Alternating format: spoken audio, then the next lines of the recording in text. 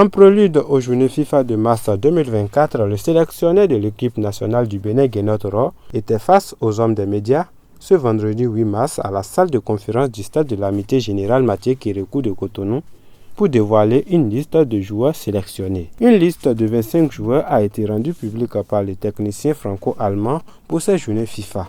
Saturnin Alagbe, Marcel Danginou, Serge Obassa, Youssouf Assogba, Cédric Untonji, David Kiki, Rachid Moumini, Tamimou Ouourou, Yohan Roche, Rabiou Sankamao, Mohamed Tidjani, Olivier Fedon, Matteo Hahlevi, Mariano Awangbo, Ceci Dalmeda, Dodo Doku, Imouran Hassan, Lenny Pirengel, Jodel Dossou, Ricardo Prince Dossou, Chabel Gomez, Andreas Untonji, Steve Mounier, Junior Olaitan, Ayegun Tossin. Dans cette liste de 25 joueurs sélectionnés, on peut noter la présence de 4 joueurs qui évoluent dans le championnat local et 2 autres qui découvriront pour la première fois la sélection béninoise. Après avoir dévoilé cette liste, Gernot Rohr défend ses choix.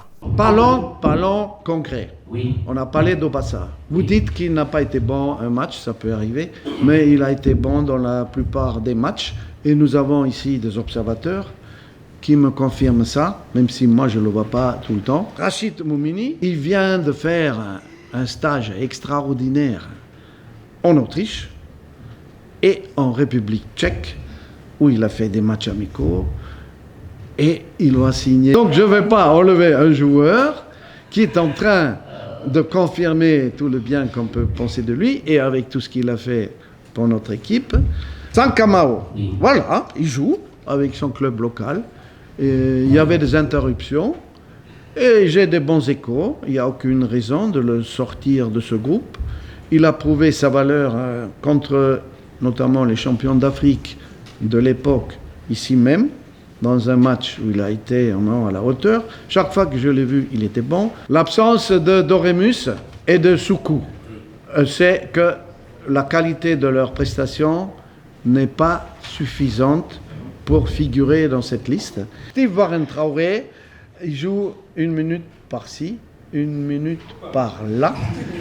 Il n'est plus titulaire dans son club en Bulgarie et j'ai pris des joueurs qui viennent pour la première fois, par exemple comme Pirengel, et qu'on n'a droit qu'à 25 joueurs. Soukou, je veux maintenant de la fraîcheur, de la jeunesse, de la vitesse. Ça devient difficile pour lui qui joue en 2e division de Turquie et pas toujours. Donc, et on l'a vu en Afrique du Sud, on n'était pas satisfait. Alors Tchechao, pour moi, c'est un jeune joueur qui mérite normalement d'être là. Il n'a pas fait de match officiel depuis trop longtemps. Il a ensuite expliqué les raisons pour lesquelles il a décidé de jouer contre les 2 derniers champions d'Afrique. En effet, on peut le voir de ce côté-là, mais moi je le vois de l'autre côté. C'est-à-dire que si on fait un résultat, ça va nous faire rebondir au classement FIFA. Déjà un match nul contre le champion d'Afrique, ça nous permettrait de grimper plus de places au classement FIFA qu'un match nul contre le Congo, Brazzaville, ce qu'on a proposé, ou le Soudan, ou un truc comme ça. Et puis, on va plus loin. Ce sont des matchs, pour moi, de préparation. Avant tout, match amical.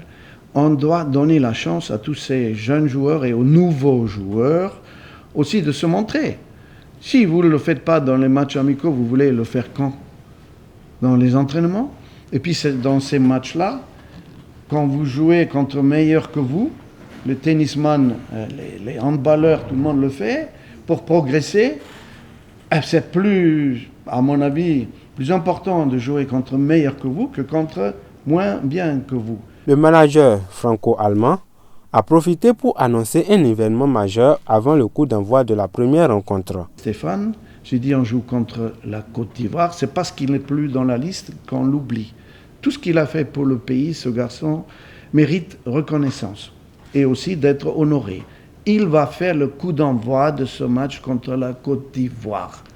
Il était enchanté quand il a eu la nouvelle.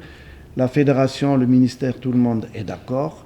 Ça lui fera pas un jubilé parce qu'il ne pourra pas jouer, mais il aura quand même ce qu'il mérite, c'est-à-dire les applaudissements de tous les supporters, en majorité ivoiriens, mais comme il est né en Côte d'Ivoire, je pense que ça lui fera plaisir et c'est une belle sortie de l'équipe nationale.